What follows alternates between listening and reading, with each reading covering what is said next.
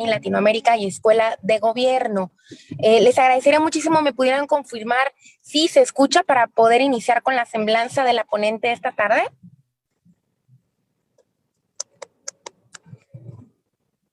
Bueno, ¿se escucha? Sí, te escuchamos. Sí. Muchísimas gracias. Bueno, vamos a iniciar, ¿verdad? El día de hoy con el webinar que tenemos programado. El tema es estrategias de gobernanza colaborativa en tiempos de incertidumbre y está liderado por la doctora de esta tarde, ¿verdad? Ella es psicóloga, maestra y doctora en educación con un máster en Derechos Humanos y Seguridad Humana por la Universidad degli Studi di Milano en Italia, formación en Desarrollo Sostenible por The Aragon Offer International Center en Israel. Realizó también estudios sobre estrategias de gobernanza estratégica por la George Washington University. Tiene una formación en evaluación de programas sociales por la CAF del Banco de Desarrollo de América Latina en Panamá. También ha realizado estudios sobre gobernanza colaborativa en la Universidad de Harvard. Tiene estudios por la AECID en RRD en Colombia. Formación también en la Universidad de Santiago de Chile y en la Universidad de La Plata en Argentina en mecanismos de prevención y educación en salud pública y formación en la Universidad Complutense en Madrid sobre estrategias de innovación e incidencia para el desarrollo. Ella actualmente labora en el PNUD como enlace estatal en Tabasco y es profesora investigadora en la UJAT.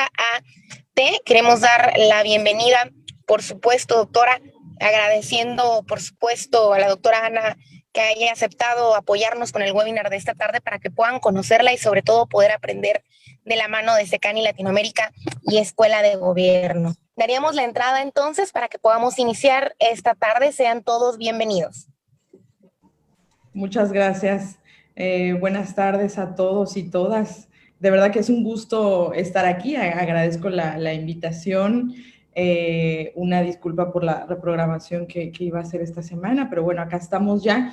Yo les pediría un favor, un poco para hacerlo un poquito más interactivo y que no sea tan aburrido. De verdad que yo reconozco el hecho de que estén aquí hoy viernes a las 7 de la noche, intercambiando tal vez un tiempo que pueden estar viendo alguna serie, entonces dieron el tiempo de estar acá, pues yo lo agradezco mucho. No sé si antes de mi presentación iban a comentar algo de la Escuela de Gobierno, algo me habían comentado. No, nada, doctora Ana. Mire, vamos a hacer una participación, ¿verdad? Antes de iniciar la sesión de preguntas y respuestas, para poderles platicar un poquito a los asistentes de esta tarde, ¿verdad? Las capacitaciones que tenemos por iniciar, sí, diplomados y cursos, además de servicios con los que contamos en SECANI Latinoamérica y Escuela de Gobierno. Perfecto. Bueno, pues vamos a empezar. Yo les decía que me encantaría que se presentaran en el chat. Obvio, si tuviéramos más tiempo en una sesión larga, pues lo haríamos con micrófonos y cámaras. Pero desde veo que, bueno, hay gente de varias partes de México y gente, bueno, interesada en el tema, siempre que hablamos de gobernanza y sobre todo colaborativa. Y sobre todo en estos tiempos tan complejos que exigen que no solo los gobiernos y quienes toman decisiones se involucren en problemáticas, sino un proceso más involucrado con otros actores y sectores. Voy a permitirme compartir una pequeña presentación. Ok. Muy bien. Cuando hablamos de gobernanza, y de qué es la gobernanza, que no es un concepto, digamos, nuevo, pero bueno, no es viejo. En los 80s se comenzó a pensar en ir más allá de una idea de gobierno vertical y pensar en un modelo de gobernanza enfocado a la horizontalidad y a cómo los actores y sectores se podían involucrar en la toma de decisiones. Fue así como nace el concepto de gobernanza y muchos organismos internacionales comenzaron a tomarlo como práctica y cómo fue adaptándose y cómo muchos países fueron adoptando medidas y estrategias y políticas y programas. Pero más que todo, esto se define como un proceso que busca una corresponsabilidad o una responsabilidad compartida que busca sobre todo un proceso de consenso social en las decisiones que se toman, que a veces suelen ser desde escritorios, pero uno de los grandes retos, sobre todo en América Latina, es que muchas de las decisiones sean tomadas a través de consensos y que la gente pueda participar. Pero ahí nos enfrentamos a un desafío muy grande, que pues las personas, y es preguntarnos si las personas realmente conocen muchas de las problemáticas que a veces viven a nivel local, a nivel municipal. Eso es algo muy, muy interesante. Uno piensa que sí, y quien hemos participado en procesos a nivel local, subnacional y nacional, vemos cómo a veces bajan programas y a veces no se adecúan a las verdaderas necesidades y realidades de las personas. Entonces ahí hay un reto también muy grande para la gobernanza, pero más que todo busca que la gente, el sector gubernamental, la academia, el sector privado, la sociedad civil, puedan involucrarse en la toma de decisiones. Y vaya que esto no es un proceso fácil. Busca sobre todo el Estado de Derecho. Bueno, esto, como ustedes saben, México ha sido es un país que ha sido premiado y reconocido por sus marcos normativos, su marco legal, pero muchas veces cuando aterrizamos un poco más a los estados y municipios, a veces esto no se cumple.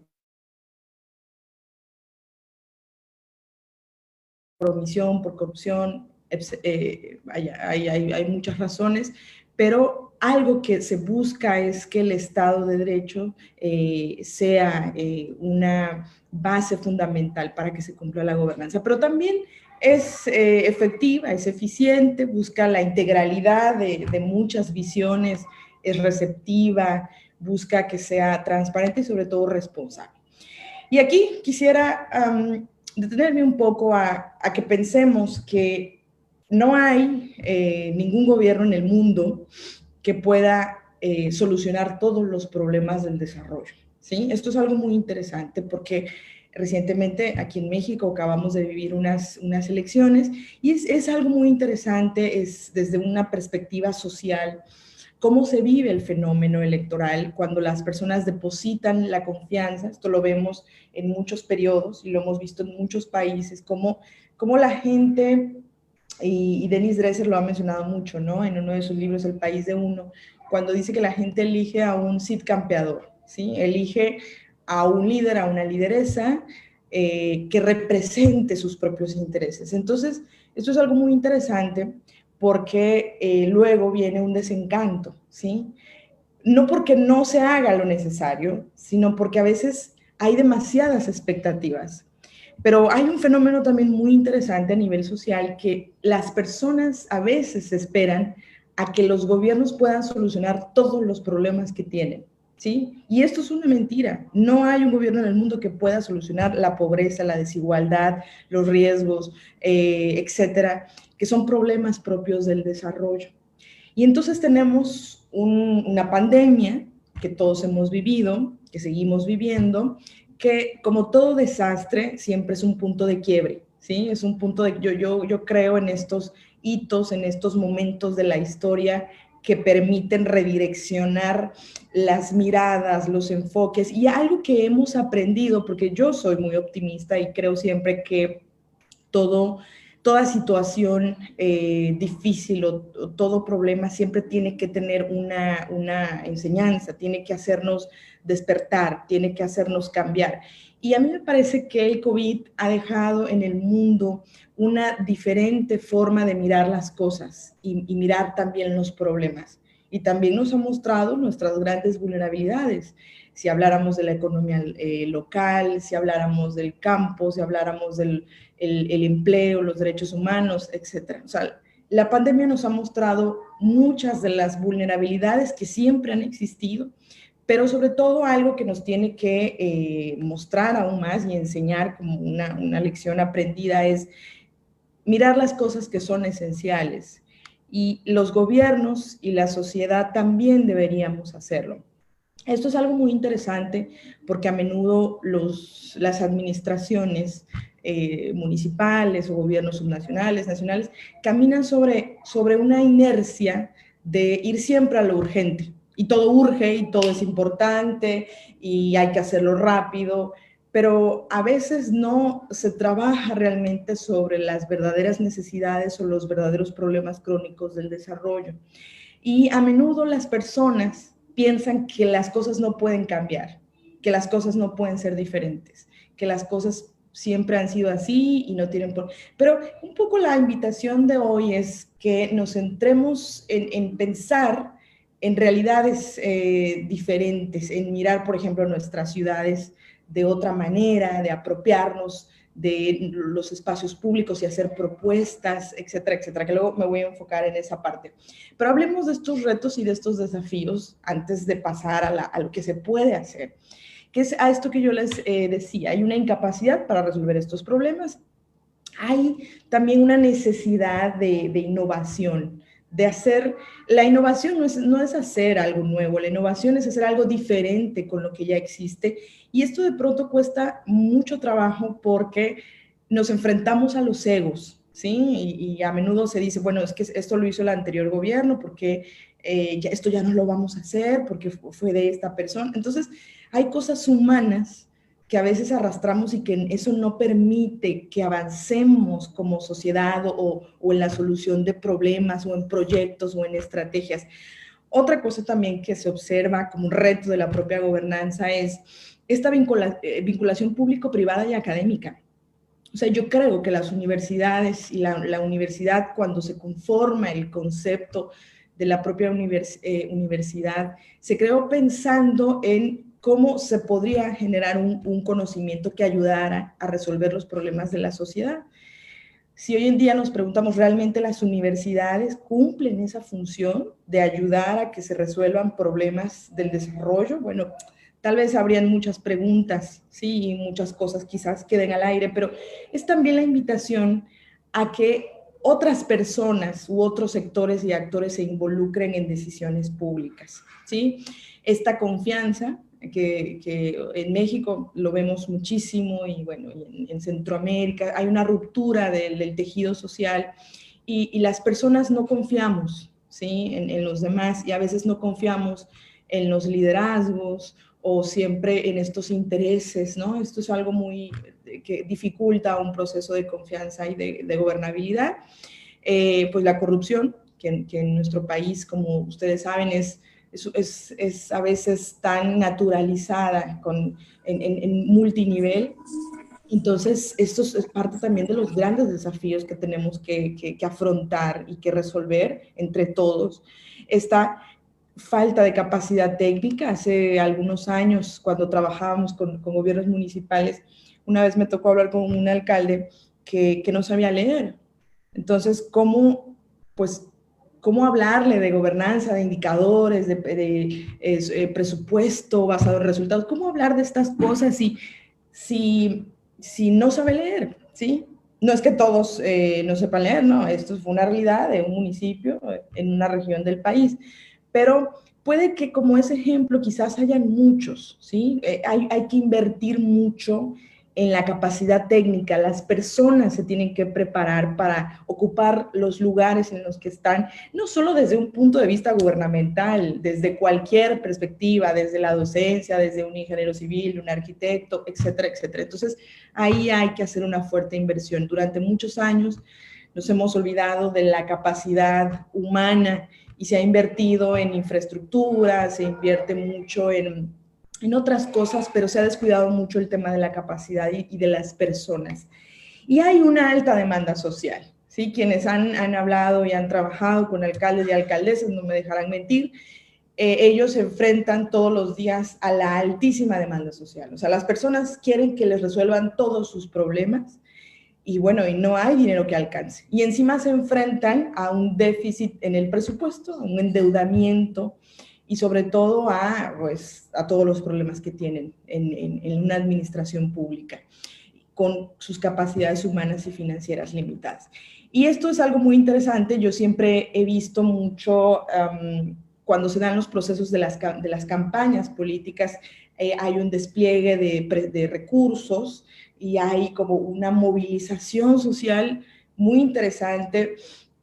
Y ya cuando son las elecciones y ganan, cualquier partido, ¿qué pasa después? Yo creo que ahí es donde está lo más importante que se tiene que hacer, porque a veces se invierte mucho tiempo, dinero y esfuerzo en ganar, pero ay, cuando se gana, ¿qué? ¿Qué sigue?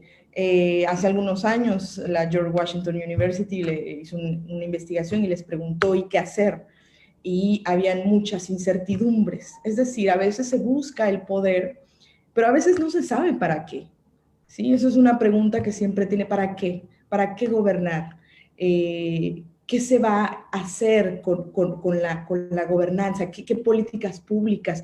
Y no qué políticas públicas, sino cómo se van a implementar, porque el asunto más importante de las estrategias de la gobernanza colaborativa no son el qué. Yo aquí las podría decir en cantidad de ejemplos, pero el asunto es el cómo hacerlas, ¿sí? Con qué aliados, con qué alianzas, con qué capacidades, qué efectos va a tener, qué resultados, qué cambios busca. Yo creo que ahí se tienen que centrar las grandes preguntas. A menudo, bueno, en América Latina la política social se ha enfocado mucho en la dádiva, ¿no? En darle cosas a las personas, pero no invertir en capacidades. Entonces, un reto de la innovación gubernamental es poder generar programas, proyectos, políticas que incentiven las capacidades desde un enfoque de innovación. Y aquí es algo muy interesante porque con la pandemia, para algunos especialistas, hemos avanzado 10 años en la tecnología, ¿sí?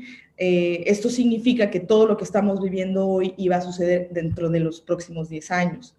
Entonces, hoy en día tenemos pues mecanismos virtuales con los cuales nos podemos acercar a las personas, donde podemos hacer consultas digitales a través de encuestas, donde podemos someter una obra pública a consenso o decisiones o prioridades. Entonces, hoy en día podemos aprovechar estas bondades que nos da la tecnología, siempre y cuando sepamos cómo hacerlas y tengamos la voluntad. Yo creo que el primer principio de la buena gobernanza es la voluntad de cambiar una realidad y el segundo reside en saber cómo y tener un buen equipo de trabajo. Sí, esto es algo muy, muy interesante. Yo he conocido excelentes lideresas y líderes que tienen mucha capacidad, pero a veces carecen de equipos de trabajo que tengan capacidades técnicas para resolver problemas. ¿Sí? Estos fenómenos sociales también se tienen que trabajar, ¿no? El tema de los equipos. Pero algunos principios básicos de una buena gobernanza efectiva radican en políticas fiscales que permitan un gasto sostenible, ¿sí? Un gasto que permita ser equitativo, inclusivo, una ciudadanía que también es una parte activa de esta construcción de acuerdos, ¿sí? No puede haber un gobierno exitoso si no hay una ciudadanía activa y participativa.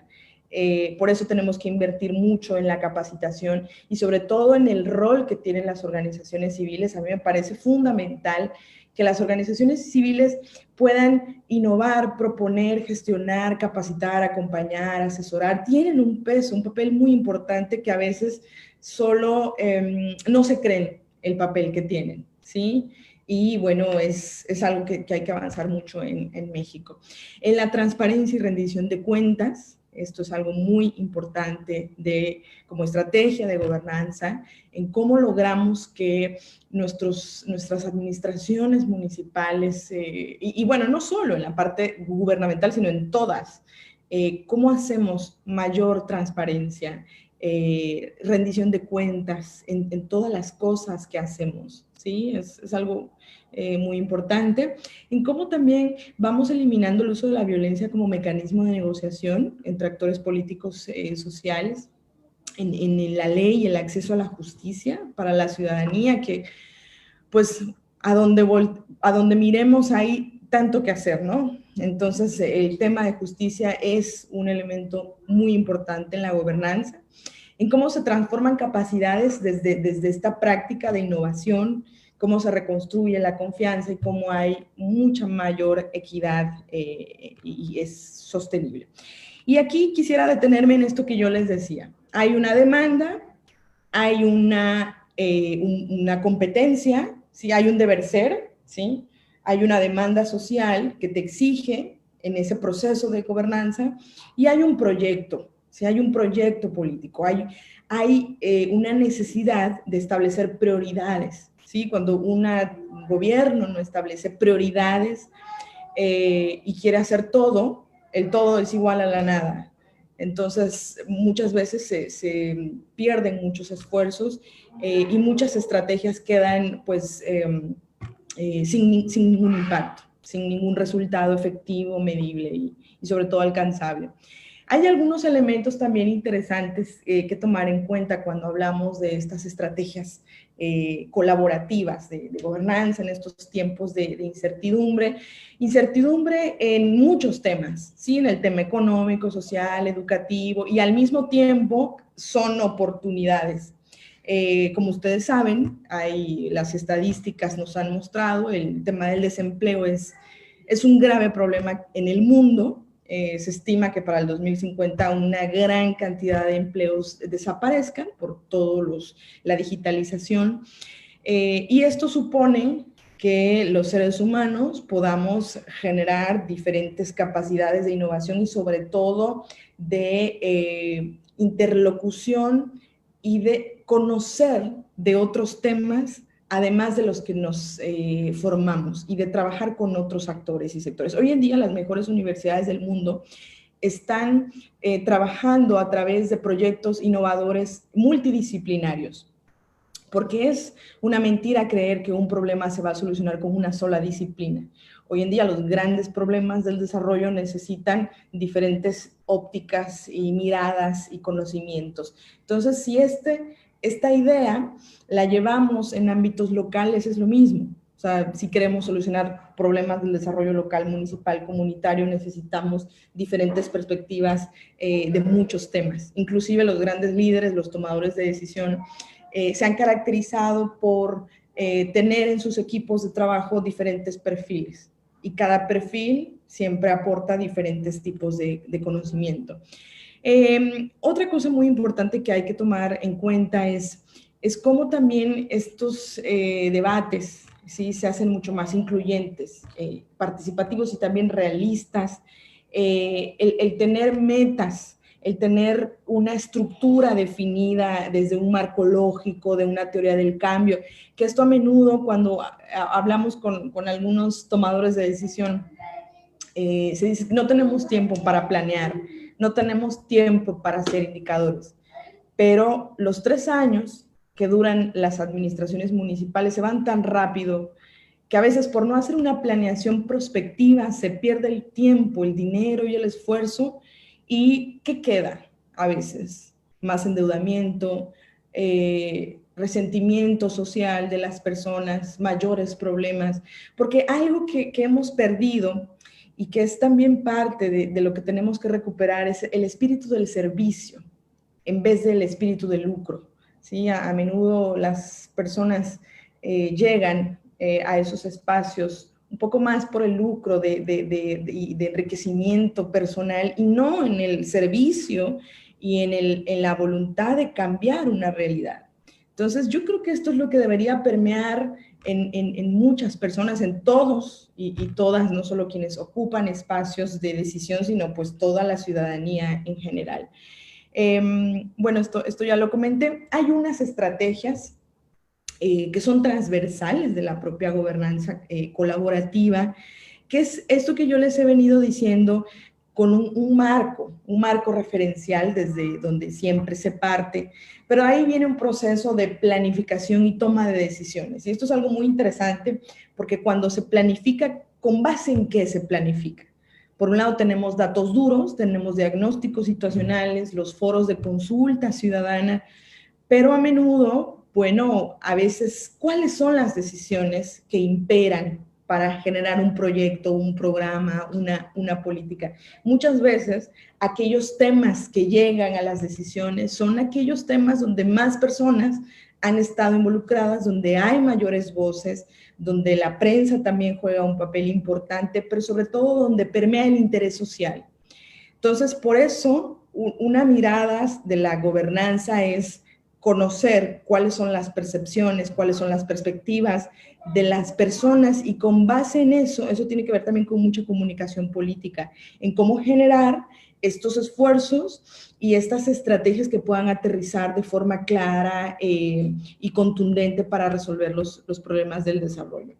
Ahora, hay que tener en cuenta la cultura, lo local, ¿sí? A menudo se quieren traer pues, proyectos de otras partes, o estrategias que han funcionado en otros lugares, que es muy bueno aprender de buenas prácticas que han funcionado, yo creo mucho en eso, pero hay que partir siempre del conocimiento local de las personas y de las necesidades reales que tienen, que a menudo no se escuchan, a menudo no se conoce o se pasa por alto creyendo que las personas no lo saben.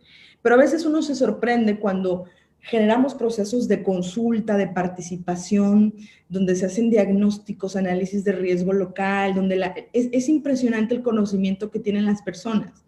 Lo único que nunca se les ha dado la oportunidad de hablarlo, de externalizar sus ideas, de pasar a una palestra y decir qué sienten, qué pasa con su comunidad, cómo mejorar sus propias realidades. Entonces, esto es un foco muy interesante que no podemos perder de vista. Y estos liderazgos, pensar en estos líderes y lideresas desde un nuevo enfoque de innovación. Pensar en el alfa no como aquel que siempre tiene la voz cantante, sino en este alfa que está detrás, pero que puede influir y que son personas de autoridad. La autoridad, como dice Miguel Ángel Santos Guerra, viene del auge, que significa hacer crecer a otros. Tiene autoridad aquella persona que hace crecer a las demás. Entonces, una de las aspiraciones de la buena gobernanza colaborativa es que haya más personas con autoridad, ¿sí? Que no es lo mismo de poder, ¿sí? La autoridad de que en conjunto nos hagamos crecer y crezcamos de forma colectiva. Eso falta mucho por trabajar. Una perspectiva también de la propia creatividad. Justo ahora hemos terminado acá en Tabasco de capacitar a un grupo de 509 docentes en innovación, creatividad, resiliencia, pensando en cómo hacer diferente la propia práctica educativa. Esto es algo muy importante que debe comenzar desde las escuelas. Cómo generar innovación, cómo generar ciudadanía, cómo generar educación financiera. Es muy interesante, nos pasamos tantos años de nuestra vida estudiando en un sistema educativo, pero la gente no sabe ahorrar, o la gente no sabe qué hacer si lo meten a la cárcel, ¿sí? Cosas que a veces serían tan básicas y que tenemos que ir generando en espacios de educación no formal. Otra cosa también muy importante como una riqueza son las ideas. Las personas en el marco de la buena gobernanza colaborativa son las ideas. Hay muchos laboratorios de innovación social. En Madrid hay uno muy interesante que están haciendo laboratorios de innovación social. Llegan personas que pues de cualquier índole, de cualquier formación, de cualquier edad, y trabajan sobre diferentes problemas y generan prototipos, soluciones, proyectos que puedan solucionar diferentes problemáticas sociales. Esto es algo muy interesante. Ojalá en México tengamos más laboratorios de innovación social donde permee la riqueza de las ideas de las personas, ¿sí? Que no demos todo por hecho, que hay ideas que pueden cambiar una sociedad, pero que a veces no se creen importantes, porque vivimos en un mundo basado en el mundo de las cosas, en el tener cosas, pero no en el ser. El ser honestos, ser personas mucho más coherentes, etcétera, etcétera.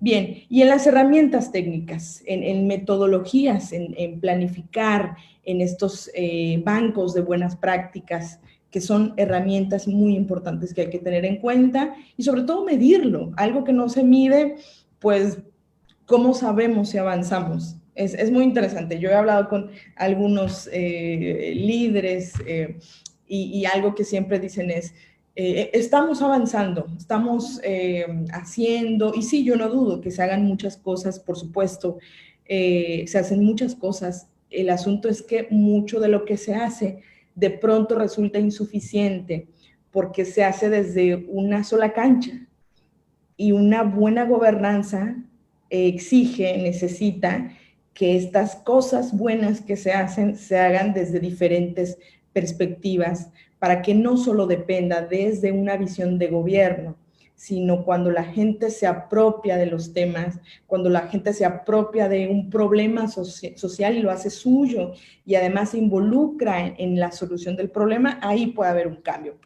Y lo vimos con el ejemplo de Holanda, en Ámsterdam, cuando ellos tenían un problema muy grande desde la movilidad de accidentes de tránsito, de tráfico, pues habían muchos muertos, muchos atropellados, accidentes, entonces dijeron, basta, vamos a hacer algo diferente, vamos a cambiar la movilidad de esta ciudad en Ámsterdam. Entonces, lo que hicieron fue, en conjunto, gobierno, organizaciones civiles, académicos, la iniciativa privada, reestructuraron la propia movilidad y hoy en día cuando uno visita pues Países Bajos, pues uno ve otra realidad, la gente en bicicleta, que además eso impacta en la salud pública, eso tiene un impacto también a nivel de, bueno, la contaminación. Entonces, esto es algo muy interesante, cómo generar mecanismos coordinados que permitan la solución de problemas. Decirlo no es fácil. Lo mismo pasó en Brasil con el presupuesto participativo, cuando se enfrentaron a un grupo de personas que tenían un gran resentimiento social, pero fue apertura, es un proceso de negociación, es un proceso muy social y muy humano que incluso a veces no cuesta tantos recursos. Yo siempre he pensado que a veces se gasta mucho dinero en obra pública, ¿sí? Que el puente, que el sistema de agua potable en tal comunidad, sí, son cosas muy importantes, pero a veces se descuidan los programas sociales, que no confundamos los programas sociales con la dádiva. Programas de educación, de cultura, de recuperación de espacios públicos, de esparcimiento, de talleres de arte, etc. Eso es algo que a veces no lo consideran como algo importante y es esencial. ¿Cuáles serían entonces las claves? Claves de acercarnos a esta innovación.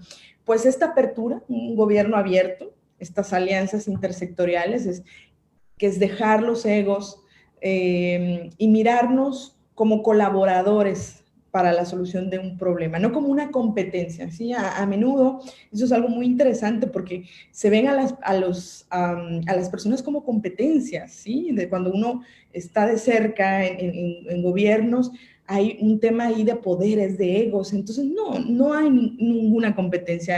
Quitémonos la visión de que nadie es mejor que nadie, que estamos en una sociedad que exige que solucionemos problemas, que necesita además y que tenemos que trabajar desde un nivel de cooperación y colaboración.